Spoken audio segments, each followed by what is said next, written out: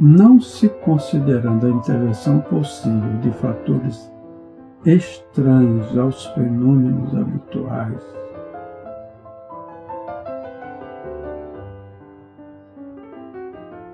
o destino terrestre do homem resulta, pois, em nossa opinião, de uma predestinação mais ou menos modificada pelo livre-arbítrio individual ou coletivo.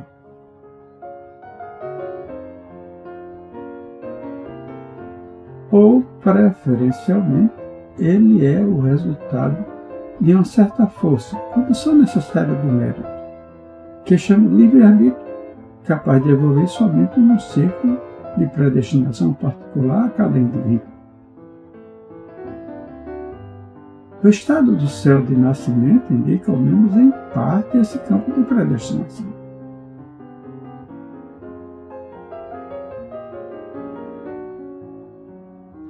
Em outros termos, o futuro parece ser arranjado com antecedência em essência, mas não em forma.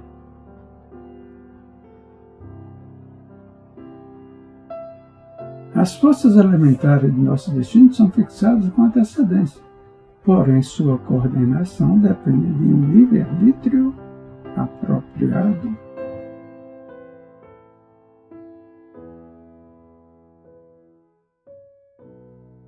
Não se trata aqui de uma teoria do justo meio, criada para conciliar o máximo possível de opiniões.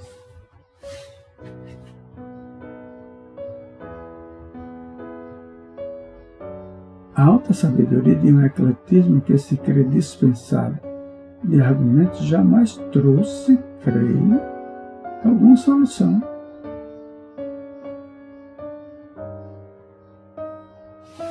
Trata-se de discutir e de escolher as consequências mais prováveis que resultam de fatos que a experiência pode repetir de 1000 maneiras.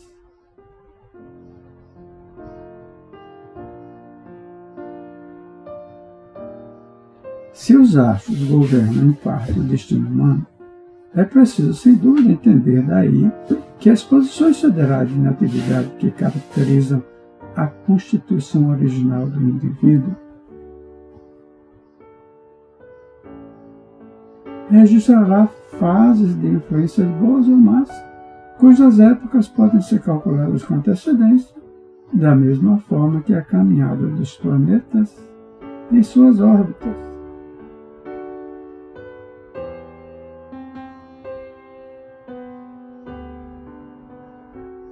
Esses períodos são aqueles em que o magnetismo chega a ser de natureza própria a influenciar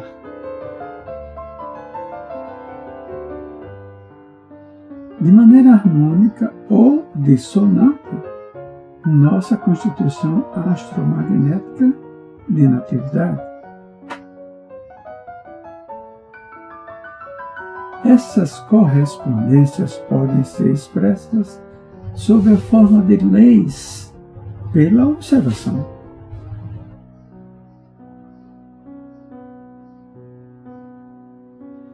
É assim que a morte normal, como é fácil constatar, coincide quase sempre com as passagens de Saturno ou de Marte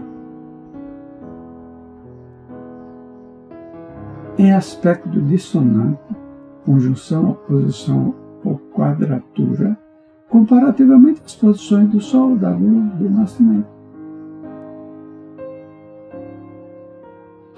Mas, se o fenômeno parece necessário, daí não resulta absolutamente que ele seja suficiente.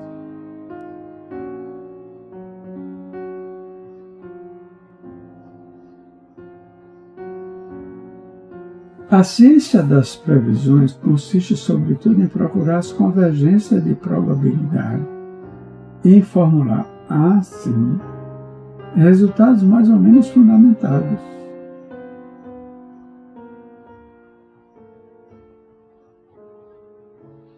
Um determinismo astral irrevogável parece, aliás, inadmissível em face da experiência.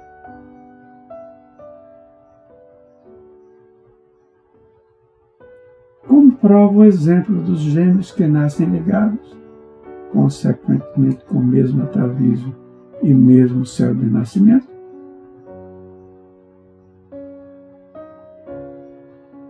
E que não têm existências idênticas após a operação cirúrgica que os separa.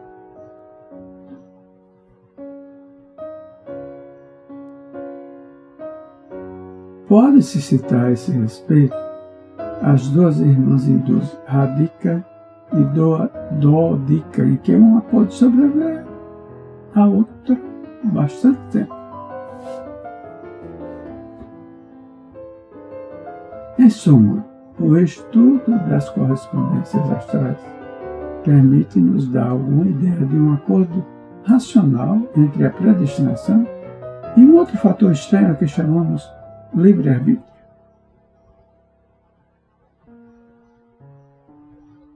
Este estudo faz-nos conhecer, em certa medida, o campo onde a vontade humana pode exercer-se normalmente e, em consequência, frutuosamente.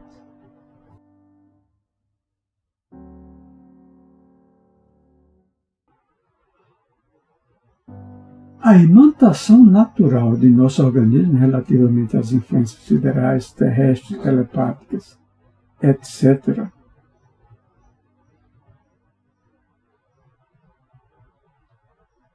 termina talvez em fenômenos análogos aos do magnetismo artificial.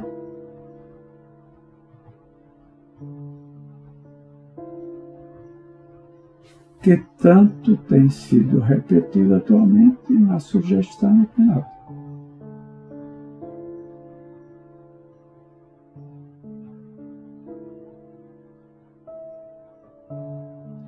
No nascimento, o magnetismo do homem com a individualidade da informação pode muito bem receber magnetismo celeste.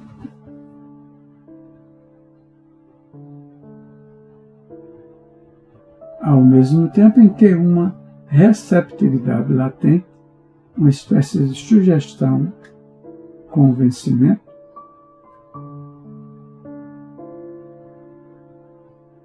cuja forma pode ser depois modificada e a gravidade amenizada, amplificada por causas estranhas.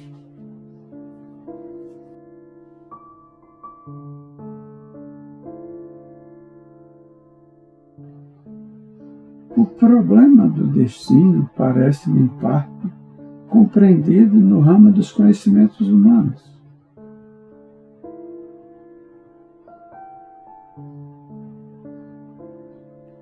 Que a filosofia moderna mal supõe, mas que não poderá eternamente evitar.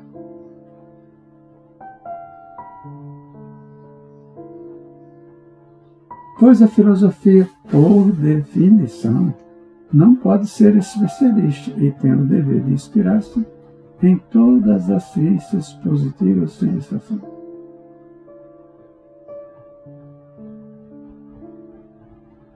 A honra da ciência positiva, porém não negativa, será a de estabelecer bases sólidas para uma ciência integral, que colocará muito mais em acordo do que se pensa o espiritualismo e o materialismo. Libertando pouco a pouco a razão da interpretação pessoal, tão frequentemente governada por instintos cegos.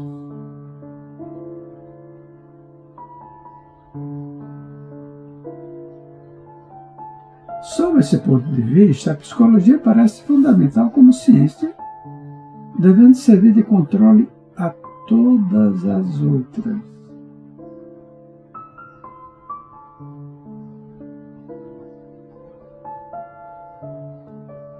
Quanto ao problema da educação, em particular, tende-se cada vez mais a reconhecer que nenhuma solução é possível sem o conhecimento das aptidões originais da criança. Isto é, sem prever, de maneira geral, o destino correspondente para o qual ela é feita.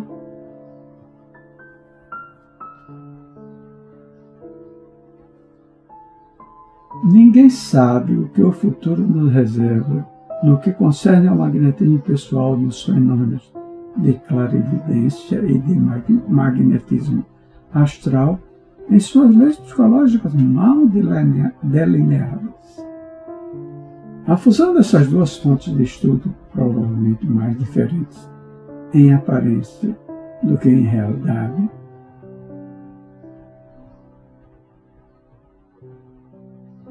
permite-nos-ia, pouco a pouco, estabelecer sobre bases positivas uma ciência que fosse de todas as épocas.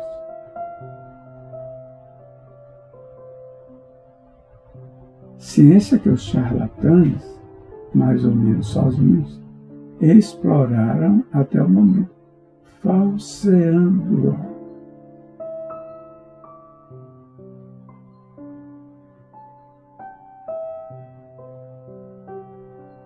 Como compreendo o livre-arbítrio?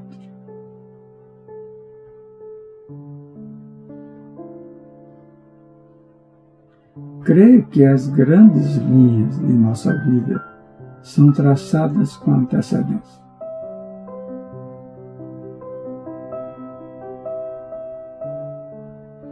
E que, como as peças de uma máquina, temos um papel determinado a desempenhar.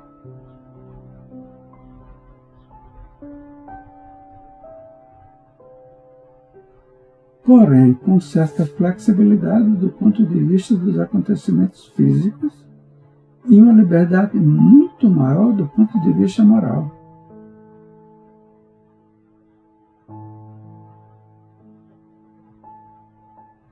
O homem, entrando na vida terrestre, poderia ser comparado a um marujo que embarca num navio, indo, por exemplo, do Harvard a Nova York.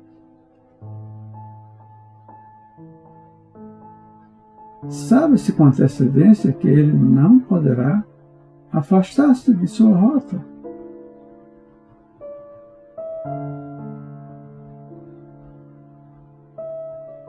E pode-se até precisar, de acordo com as regras conhecidas da disciplina, quais serão os mínimos detalhes de sua vida a cada dia.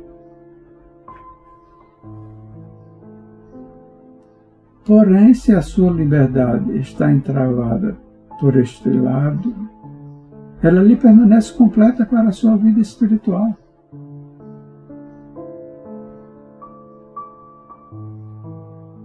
É unicamente dele que depende sua conduta, que faz dele um bom ou um mau marujo.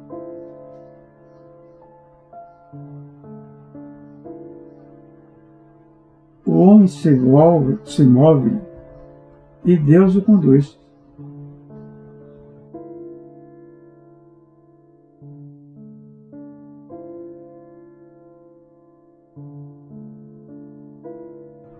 As vidas sucessivas. Albert de Rochat.